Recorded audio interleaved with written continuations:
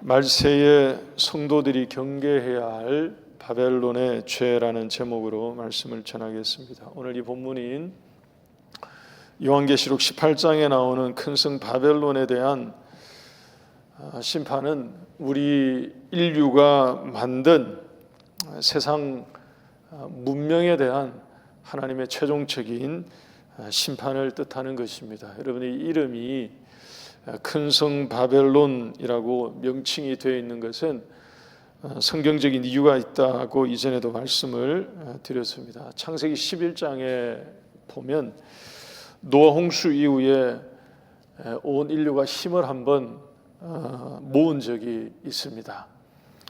노아 홍수 이후에 사람들 가운데에 마음을 모으고 뜻을 모아서 하나님의 뜻에 반하는 세상 나라를 건설하려고 하는 그런 계획을 한번 추진했던 적이 있었죠. 그 최초의 도시가 아시는 분들 다 아십니다만 바벨이었습니다. 사람들이 당시에 서로 의논하면서 말하기를 벽돌을 견고하게 구워서 돌처럼 만들자고 했습니다. 그래서 그 벽돌을 가지고 돌을 대신하여 그것으로 성읍을 만들고 탑을 건설하자고 했죠. 그리고 그 탑의 꼭대기를 하늘에 닿도록 높이 만들어 올리자고 합니다. 그래서 온 지면에 자기들이 흩어짐을 면해보자 하는 것이었습니다.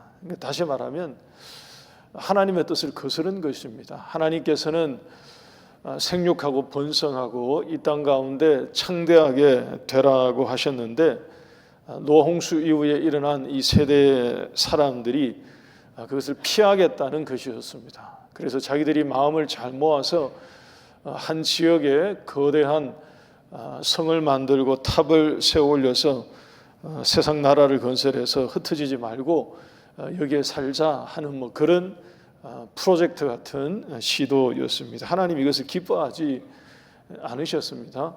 그래서 사람들 사이에 있던 그 하나로 통일되어 있던 언어를 서로 다르게 만들어서 그들의 계획을 막으셨던 거죠. 그리고 그 땅의 이름을 바벨이라고 칭하셨습니다. 이 바벨의 뜻이 뭐냐 하면 혼잡하게 만들어 버리셨다는 얘기예요. 그러니까 혼란스럽게 혼잡하게 만들어서 사람들의 이 도모가 시도가 서지 못하도록 만드신 것입니다. 그러니까 사람들이 스스로의 힘을 가지고 하늘에 한번 닿아보자라고 했던 것이 바로 그건데 세상 나라의 원형에 해당되는 그런 것이죠. 그때는 실패했습니다. 그때는 실패했지만 여러분 우리가 익히 알건대 여러분 사단은 포기하는 법이 없어요. 그러니까 실패를 했는데 사단은 그렇게 물러나지 않습니다. 그 이후에 더 크고 그리고 더 화려하고 더 우러러 볼 만하고 더 거대하고 그런 큰 성 바벨론을 건설해 왔던 것입니다. 그래서 여러분 오늘 이 계시록에 와서 이 이름을 큰 성 바벨론이라고 하는 것은 같은 맥락의 것입니다. 범죄한 인류가 처음부터 그렇게 만들고자 했던, 처음부터 그렇게 건설하고자 했던 세상 나라를 총칭하는 그런 대표 이름과 같은 그런 것입니다. 하나님이 처음에는 서지 못하도록 막으셨는데 이제는 그것을 이 계시록에 와서는 그것을 완전히 심판하시겠다고 하십니다. 그래서 우리에게 이 바벨론에 대한 멸망 심판을 행하시기 전에 최후의 메시지로 우리에게 들려주시는 말씀이 있습니다. 그 땅에 살고 있는 하나님의 백성들, 하나님의 자녀들에게 거기서 나오라고 하시죠. 4절 5절 한번 보십시오. 오늘 본문 4절과 5절 말씀 보시면 하나님이 최후의 메시지로 우리에게 주시는 것과 같은 말씀입니다. 내가 들으니 하늘로부터 다른 음성이 나서 이르되 내 백성아 거기서 나와 그의 죄에 참여하지 말고 그가 받을 재앙들을 받지 말라. 그의 죄는 하늘에 사무쳤으니 하나님은 그의 불의한 일을 기억하신다라고 합니다. 여러분, 사람들이 바벨을 쌓아 올려서 그 탑을 쌓아 올리고 그 성을 쌓아 올려서 결국에는 그 탑의 꼭대기를 하늘에 닿도록 만들자라고 했는데, 이제 가만히 보니까 계시록에 와서 보니까 기어코 만든 거예요. 기어코 하늘에 닿도록 만들었는데 뭐가 닿았는지 보니까 죄가 닿은 것입니다. 이들이 처음부터 만들고자 했던 바벨을 쌓아 올려서 높이 만들어서 꼭대기가 하늘에 닿도록 만들겠다라고 했던 것은 처음부터 선한 게 아니었어요. 전혀 선한 의도가 아니었던 것입니다. 기어코 만들어서 하늘에 닿도록 만들었는데 그들의 죄가 하나님께 닿게 된 것입니다. 그래서 하나님은 우리에게 먼저 구원의 메시지를 선포해 주십니다. 나오라고요, 거기로부터. 왜냐하면 멸망할 것이니까. 거기로부터 빠져나오라고 말합니다. 피하라고 말합니다. 거기로부터 벗어나라고 말합니다. 심판을 받을 것이기 때문에 하나님께서 거기로부터 빠져나와서 그의 죄에 참여하지 말고 그가 받을 멸망을 피하라고 재촉하신 것입니다. 여러분, 지혜 있는 사람, 그리고 깨어있는 사람, 하나님의 이 음성에 귀를 기울이는 사람은 하나님께서 말씀하시는, 촉구하시는, 재촉하시는 이 긴급한 명령을 듣고 즉시 죄를 떠나서 구별되어야 할 줄 믿습니다. 바벨론의 이 죄로부터 분리되는 것, 구별되는 것, 성별되는 것, 거기로부터 피하여 나오는 것, 하나님께서 우리에게 주고 계시는 하나님의 명령이자 말씀입니다. 우리 사랑하는 하늘교회 모든 성도 여러분, 우리가 바벨론과 같은 이 세상을 살고 있습니다. 바벨론과 같은 이 세상 가운데에 우리가 살아가면서 바벨론의 죄가 무엇인지 우리가 오늘 말씀을 통해서 분명히 알고 그것으로부터 성별된 삶을 살아가는 저와 여러분들이 될 수 있기를 주의 이름으로 축원합니다. 그래서 오늘 이 말씀 통해서 같이 한번 살펴보고자 합니다. 하나님이 이 말세의 때를 살고 있는 우리에게, 종말의 때를 살고 있는 우리에게 거기로부터 빠져나오라고 경계해 주시는, 경고해 주시는 이 바벨론의 죄가 무엇인지, 어떤 것인지 우리가 함께 살펴보고자 합니다. 여러분, 오늘 이 본문 내용을 보게 되면 계시록 18장의 내용을 쭉 보시면 여러 가지가 다 있습니다만 그 가운데에 반복이 되고 있는 게 있습니다. 하나님이 강조해서 표현해 주시는 내용들이 있는데 제가 네 가지를 오늘 말씀을 드리겠습니다. 말씀드릴 이 네 가지는 우리에게 생소한 게 전혀 아니에요. 성경 곳곳에 이미 익히 나온 그런 것입니다. 근데 요한계시록이 마지막에 와서 세상 나라 전체를 가리키는 이 큰 성 바벨론에 대한 하나님의 마지막 심판, 최종적인 심판에서 그들의 죄목으로 하나님께서 이것을 지시하고 있다는 것을 우리가 주목하여 볼 필요가 있습니다. 네 가지는 이것입니다. 첫째, 음행에 관한 말씀을 여러 군데에서 말씀하세요. 두 번째는, 여러분 잘 보세요, 사치와 치부에 관한 말씀이 나옵니다. 그리고 세 번째는 교만에 대한 말씀을 하십니다. 자만하고 자고한 마음. 그리고 네 번째는 신앙에 대한 핍박, 박해에 관한 말씀들을 하십니다. 이것이 전부 다 바벨론의 죄예요. 바벨론 가운데에 보여지고 발견되고 있는 죄의 죄목들입니다. 여러분, 이 네 가지 방금 전에 말씀드린 것처럼 우리가 모르지 않는 그런 죄목들입니다. 근데 한 번 더 상기시켜 드립니다. 말세 때에 바벨론에 대한 심판을 하나님께서 선포하시면서 하나님의 백성들에게 빠져나오라고, 내 백성아 거기로부터 나오라고 말씀하시면서 하시는 죄들이 어떤 것들인지를 보니까 이런 거예요. 여러분, 그런 점에서 이것은 하나님께서 마지막 순간까지 우리에게 정말 위험한 것이 되는 죄임을 알려주는 것입니다. 우리가 경계해야 되고 피해야 되고요. 우리를 위협하는, 우리를 넘어지게 만드는 것임을 우리에게 보여주는 것과 같습니다. 우리 하나씩 한번 보죠. 먼저 음행에 관해서 말씀드립니다. 여러분, 이것은 길게 말씀드릴 게 아닐 정도로 너무 명확하죠. 3절 상반절을 한번 보십시오. 오늘 본문 3절 상반절 말씀 보시면 그 음행의 진노의 포도주로 말미암아 만국이 무너졌다라고 되어 있습니다. 여러분, 이것은 물론 영적인 음행을 포함하는 것입니다만 우리가 부인할 수가 없어요. 무엇을 부인할 수가 없느냐? 성적인 타락과 성적인 죄를 부인할 수가 없습니다.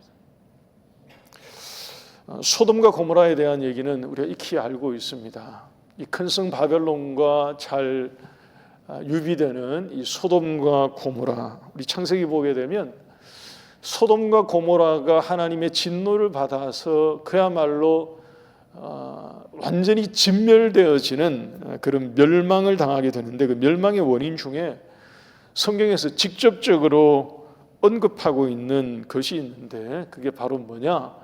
음란의 죄였습니다. 아마 이 스토리는 우리 모두가 잘 알고 있을 것입니다. 하나님께서 소돔과 고모라 성에 살고 있던 롯의 가정을 구원해서 구출해내기 위해서 하나님의 천사들을 사람으로 보내십니다. 하나님의 사신을 롯의 가정에 보내신 거예요. 그들로 하여금 거기로부터 구원받도록 하기 위해서. 그런데 그것을 누가 받느냐? 소돔과 고모라 성에 살고 있던 그 지역 사람들, 동네 사람들이 이것을 본 거예요. 그러니까 낯선 사람들이 롯의 가정에 들어가는 것을 보고 이 사람들이, 동네 사람들이 롯의 가정에 몰려와서 문을 녹화합니다. 요구하는 사항이 무엇이냐? 당신네 집에 들어간 그 사람들을 우리에게로 이끌어내라고 하죠. 이유가 뭐냐? 우리가 그들과 상관하리라라고 성경에서 표현되어 있습니다만, 이것은 우리 아시는 분들은 다 아시겠습니다만 그 사람들에 대해서 우리가 음행의 죄를 범하겠다 하는 그런 것입니다. 그런데 여러분, 이것도 참 기가 막히는 사람들의 요구이자 황당한 일입니다만 그 다음에 그것에 대해서 롯이 보이는 반응을 보게 되면 저는 그게 더 잘 이해가 안 돼요. 롯이 뭐라고 하느냐? 그 동네 사람들에게 자기 집에 온 그 손님을, 하나님이 보내주신 그 천사, 사람의 모습으로 온 손님이죠. 자기의 집에는 그 손님을 보호한다는 명목이었겠습니다만 롯이 뭐라고 사람들에게 얘기하느냐 하면, 우리 집에 남자를 알지 못하는 내 딸이 2명이 있으니까 그 손님들 대신에 내 딸 2명을 내어줄 테니까 그대들이 하고 싶은 대로 하시라. 그 대신에 이 손님에 대해서는 냅두라. 여러분, 이게 말이 됩니까? 여러분, 앞에 것도 실은 이해가 안 되지만 저는 이 뒤에 부분도 더 이해가 안 돼요. 여러분, 이게 말이 안 되는 얘기지 않습니까? 하나님께서 이 모든 일들을 다 막으셨습니다. 그 사람들의 눈을 어둡게 만들어서 지금 말씀드린 이 모든 일이 하나도 일어나지 않도록 하나님 전부 다 막아버리셨어요. 그런데 여러분, 이게 우리에게 보여주는 게 무엇이겠습니까? 당시의 소돔과 고모라 성의 이 성적인 타락이 어느 정도였는지를 보여주는 거예요. 이게 얼마나 만연했는지를 보여주는 거예요. 사람들 사이에 있었던 풍습이 어떠했고, 그 사람들이 가지고 있었던 행태가 어떠했고, 사람들이 요구했던 이 요구도 그렇고 롯이 보였던 반응도 그렇고 전부 다 명확하게 보여주는 것입니다. 소돔과 고모라가 음란의 죄로, 성적인 죄로 얼마나 타락했는지를, 얼마나 그 죄가 그 가운데 가득했는지를 그야말로 여실히 보여주는 장면과 같은 그런 것입니다. 여러분, 우리가 기억해야 합니다. 성적인 죄는 하나님께서 정말로 크게 보십니다. 정말로 크게 보세요.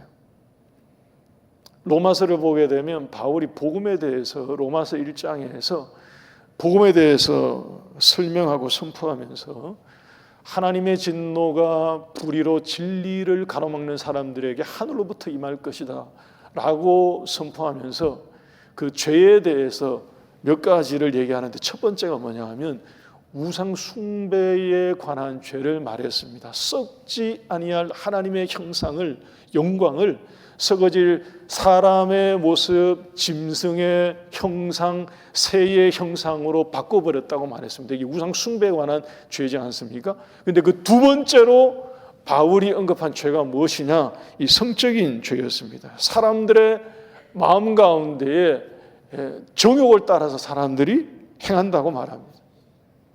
심지어 로마서 1장 27절 말씀에 남자들이 서로 음욕을 품고 행하는 이 동성애가 여기서 나오죠. 그리고 하나님은 그 죄에 대한 보응을 주실 거라고 말씀하십니다. 교회 여러분, 오늘날 우리가 살고 있는 이 말세의 때, 우리가 살고 있는 우리 사회는, 우리 나라는, 우리가 살고 있는 우리의 환경은 저와 여러분들이 생각할 때 조금 전에 말씀드린 소돔과 고모라 같은 그 정도는 우리는 아니라고 말할 수 있으십니까? 어떠세요, 여러분? 우리 사회는, 우리 대한민국 사회는 내가 살고 있는 우리 삶의 이 환경, 우리 주변의 우리의 이 환경은 그 정도는 아직 아닙니다. 분당의 서현이나 서울의 강남이나 곳곳에 이런 곳을 우리가 떠올리면서도 그 정도까지는 아직 아닌 것 같습니다라고 말할 수 있겠냐는 것입니다. 여러분, 지난 주중인가요? 지지난 주중인지 모르겠습니다만 우리나라에서 그래도 나름 상위권 대학으로 알려진 학교의 학생들이 아마 뉴스를 들으신 분들은 다 아실 것입니다. 마약 동아리를 만들었다면서요. 동호회를 만들고 동아리를 만들어서 마약을 하기 위해서 일탈을 행하고 성적인 죄를 범하고, 여러분 그런 동아리를 만들었다고 하니까 또 그게 발각이 되어서 충격이 되는 여러분 그런 소식을 우리가 듣곤 했습니다. 여러분 아마 우리가 몰라서 그렇지, 여러분 솔직하게 우리가 다 몰라서 그렇지 바벨론 못지 않을걸요. 아마 소돔과 고모라 못지 않을 수 있습니다. 우리가 기억해야 할 것입니다. 오늘 이 말씀, 하나님이 바벨론이 종국의 하나님의 심판을 받게 되는데 그 첫 번째 죄목이 만국으로 하여금 음행의 죄에 빠지게 만든 죄목이었습니다. 영적으로는 분명히 우상 숭배일 것이고요, 여러분 육신적으로는 음행의 죄일 것입니다. 하나님의 이 말씀 기억하십시다. 내 백성아 거기서 나와서 그의 죄에 참여하지 말라 말씀하시는 하나님의 권고와 경고의 말씀을 듣고 바벨론의 그러한 죄에 머물지 않고 거룩하고 신실하게 살아가는 우리 모두가 될 수 있기를 주의 이름으로 축원합니다. 여러분 우리는 여기에 해당 사항이 없습니다. 아닙니다. 오늘 예배 가운데 나오신 우리 한울교회 성도들은 여기에 해당되지 않습니다 라고 우리 모두가 우리 마음 가운데 이렇게 자신한다면 여러분 적용을 주변 사람들에게도 해야 합니다. 우리 자녀들에게, 우리 이웃들에게 이게 얼마나 하나님 앞에 심판받을 중죄인지를 가르쳐야죠. 알려줘야죠. 그리고 여러분 다시 우리에게로 돌아와서 혹시나 제가 다 모르니까요, 그래서 권면하는 것입니다. 이 자리에 계신 오늘 예배에 오신 여러분들 중에서 혹시 마음에 이 죄에 대해서 걸림이 있고 돌이켜야 하고 떠나야 하고 벗어나야 하고 빠져나와야 하는 분들이 혹시 계신다면 하나님의 이 경고의 말씀을 진중하게 듣고 바벨론의 죄에 머물지 않는 신실하고 거룩한 하나님의 자녀들이 다 되시기를 주의 이름으로 축원합니다. 두 번째입니다. 사치와 치부에 관한 말씀을 바벨론의 죄로 하나님이 말씀하시는데, 실은 여러분 이 두 번째는 오늘 이 본문 계시록 18장에서 가장 많이 나온 내용입니다. 우리 몇 구절 화면을 한번 보시죠. 3절, 7절, 9절, 15절, 19절 여기 나오는 내용들을 쭉 보시면 전부 다 이 내용입니다. 사치의 세력으로 치부했다고 되어 있죠. 그가 얼마나 사치하였든지 그만큼 갚으시겠다고 하십니다.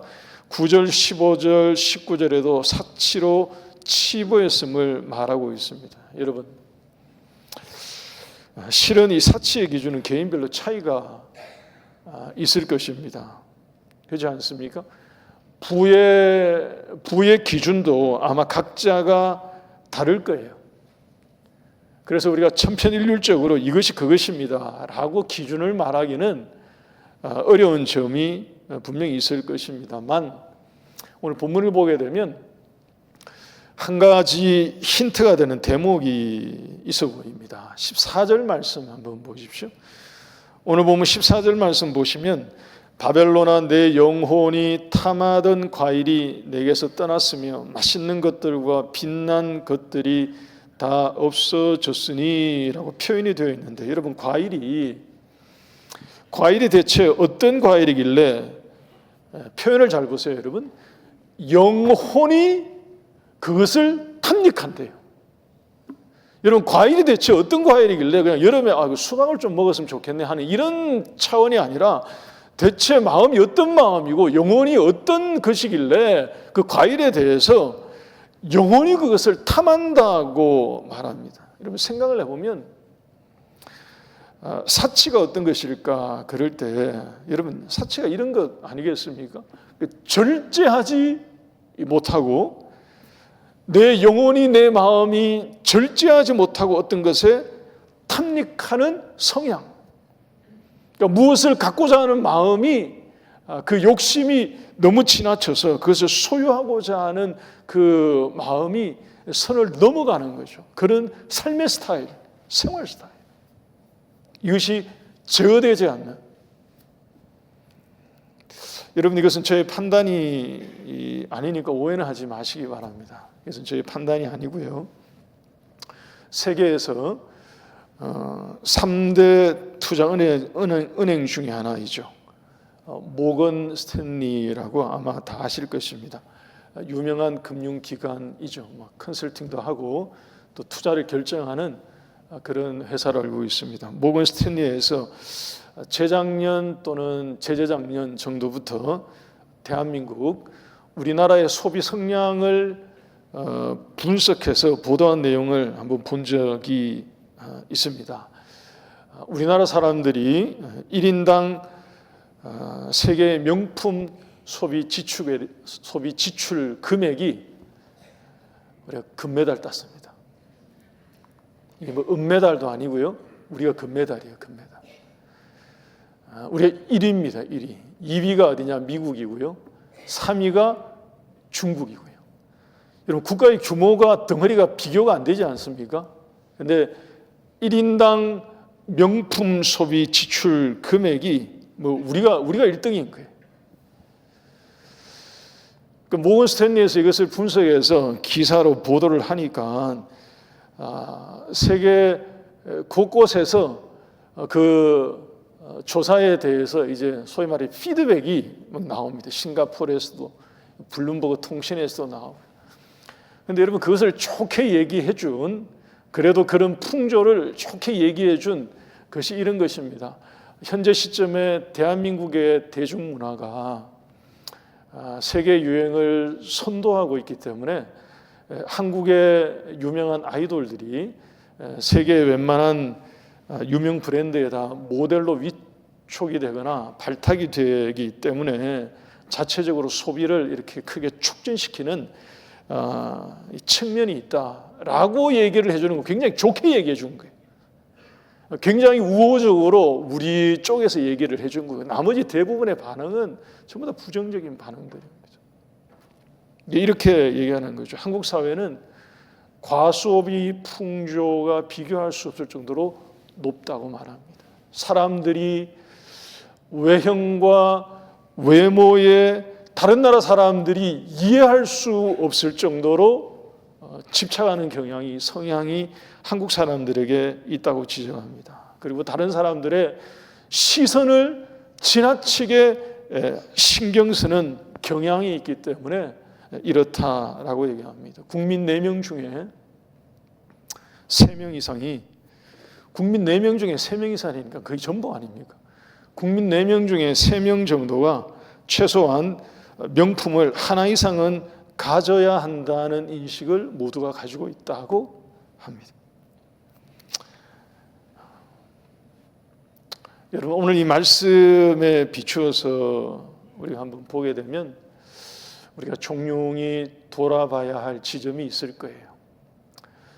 우리가 조용히 한번 생각해 봐야 할 이 바벨론의 사치 풍조에 대해서 오늘 이 계시록 18장의 말씀이 바벨론이 죄들에 대해서 길게 구구절절 얘기하시는데 제일 많이 언급되고 반복되는 게 이 사치에 관한 그런 것입니다. 말세 때에 성도들이 경계하고 주의해야 할 바벨론의 죄가 하나님의 말씀입니다. 여러분, 사람들이 부를 치부한다고 말하지 않습니까? 이게 축적한다는 얘기거든요. 부를 축적하고 또 축적하는데 결국 그것으로 자기를 위해서 사치하는 것으로 사용하는 이 풍조, 하나님이 권면하십니다. 거기로부터 빠져나오라고 말씀하세요.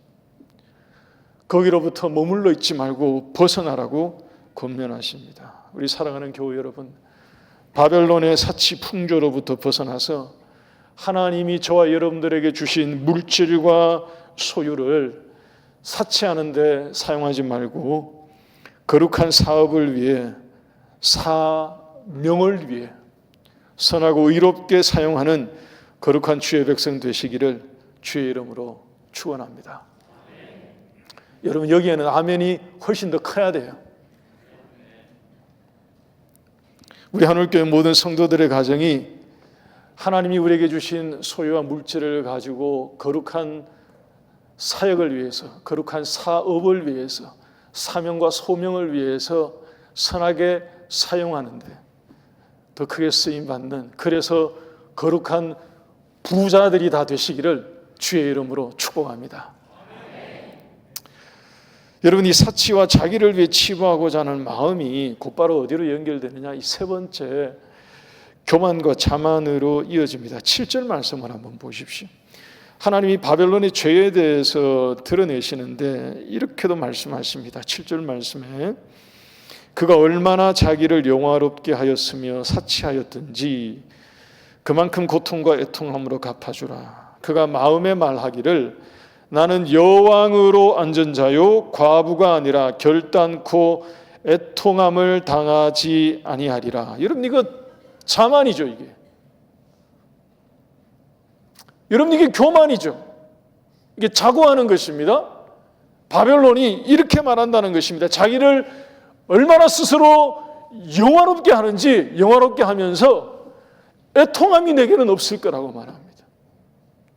내 남은 여생에는, 내 삶에는 슬퍼할 일이 없을 거라, 뭐 그런 얘기죠. 나는 여왕으로 앉은 자이기 때문에 나는 애통함을 당하지 않는다라고 자신만만해합니다. 바꿔 말하면 내 삶에 눈물을 흘리고 슬퍼할 만한 일은 없을 거라고 단언하는 것 같은, 이게 교만이죠.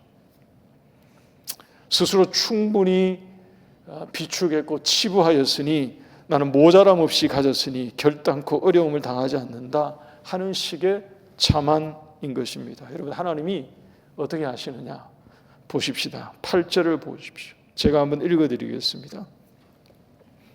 그러므로 하루 동안의 그 재앙들이 이르리니 곧 사망과 애통함과 흉년이라. 그가 또한 불에 살라지리니 그를 심판하시는 주 하나님은 강하신 자이십니다.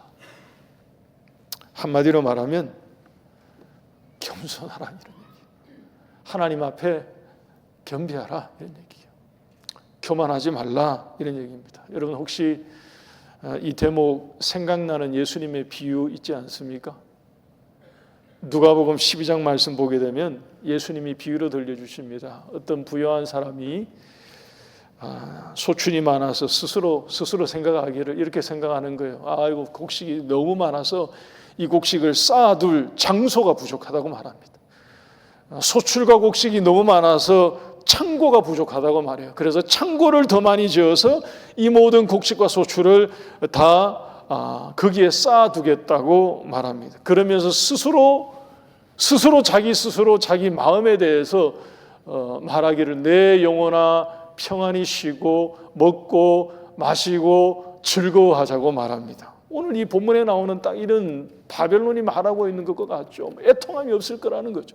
내 삶에 더 이상의 어려움은 없을 것이고 내 노후가 다 준비되어 있고 아무런 어려움이 없을 것이고 내게는 슬퍼할 일도 어려운 일도 애통할 일도 없을 것이니 먹고 마시고 평안히 내 남은 삶을 즐기며 누리며 살자라고 자고한 것입니다.